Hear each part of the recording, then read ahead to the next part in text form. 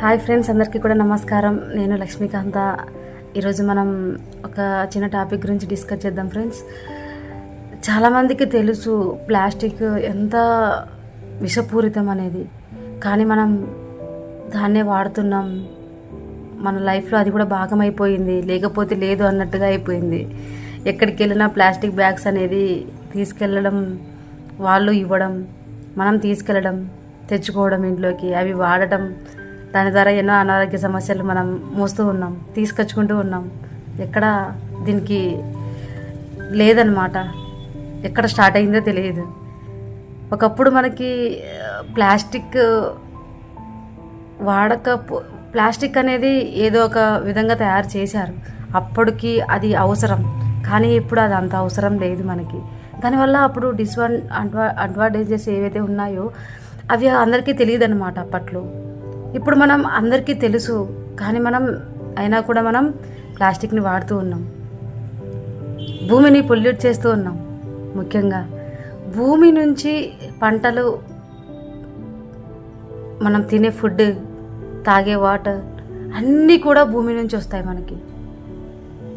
Water ఎక్కడైనా మధ్యలో ఉందా అండి? భూమిపైనే ఉంది. అది కూడా ప్రతి ఒక్కటి కూడా ఇంటర్లింక్ అయి ఉన్నాయి. ఈ పంచభూతాలు ఏవైతే ఉన్నాయో, వాటర్, ఎయిర్, భూమి, ఆకాశం, ఇవన్నీ కూడా ఒకదాని కూడా అనుసంధానమై ఉన్నాయి. మనం ఏం చేస్తున్నామంటే మనకు తెలిసి తెలియక మొత్తం పొల్యూషన్ చేస్తున్నాం. ఆ ప్లాస్టిక్ని కాల్చినప్పుడు కూడా ఒక వాయువు రిలీజ్ అవుతుంది. ఆ వాయు ద్వారా, ఆ వాయుని మనం శ్వాస ద్వారా తీసుకున్నా కూడా దానికి సంబంధించిన అనారోగ్య సమస్యలు అటాక్ అవుతాయి. ఈరోజు మనం భూమి లేకపోతే ఏ పంట రాదు అసలు. దాన్ని కూడా మనం పొల్యూషన్ చేస్తూ ఉన్నాం. తిరిగి ఇచ్చేయాలి కదా భూమికి మనం రిటర్న్ గిఫ్ట్. ఏదో ఒక సినిమాలో చెప్తారు, శ్రీమంతుడి సినిమాలో అనుకుంటా, కాదు ఏదో ఒక సినిమాలో, మహర్షి సినిమాలోనే ఎక్కడో శ్రీమంతుడు మూవీ అనుకుంటా, తిరిగి ఇచ్చేయాలి, లావ్ అయిపోతారని చెప్తారు కదా.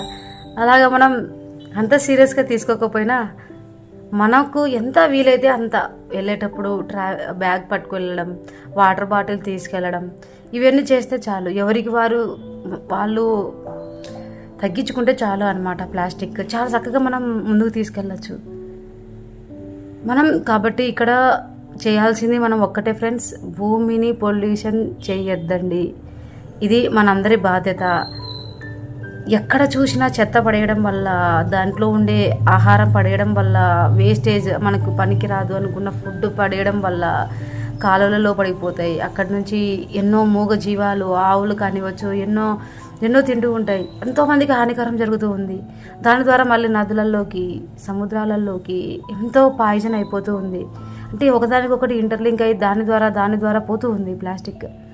ఎక్కడ నేను తగ్గించుకుంటే, ఎవరింటికి వారు తగ్గించుకుంటే చాలా చాలా బాగుంటుంది ఫ్రెండ్స్. అదే ఈరోజు షేర్ చేద్దాం అనుకున్నాను. ఆల్రెడీ నేను 2 years బ్యాక్ కూడా ఈ వీడియో షేర్ చేయడం జరిగింది. ఇది భూమిని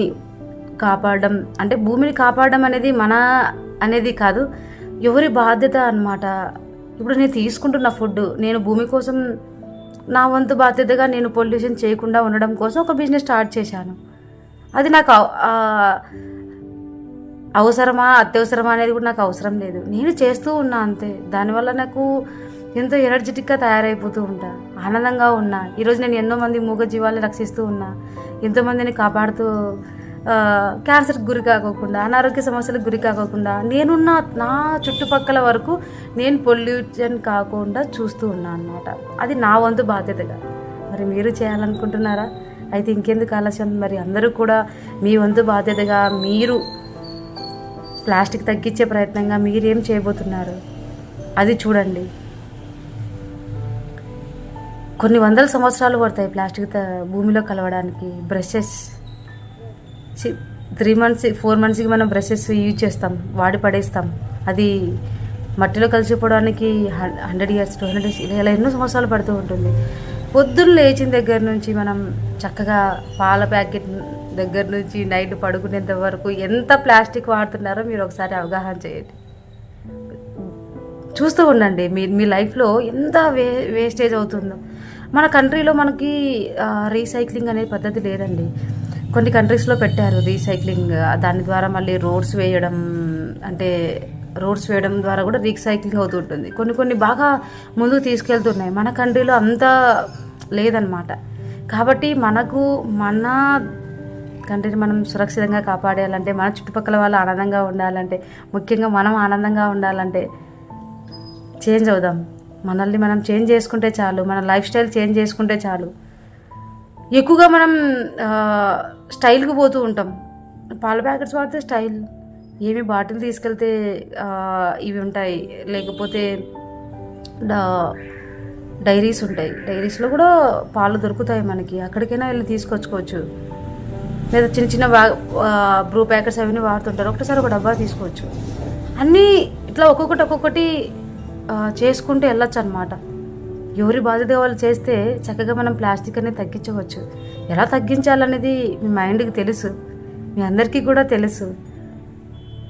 కాబట్టి నేను ఎక్కువ చెప్పదలుచుకోలేదు friends. Thank you so much. అందరం కూడా దీంట్లో భాగస్వాములు అవుదాం, భూమిని పరిరక్షించుకుందాం. ఇది మనందరి బాధ్యత. Thank you so much. Bye.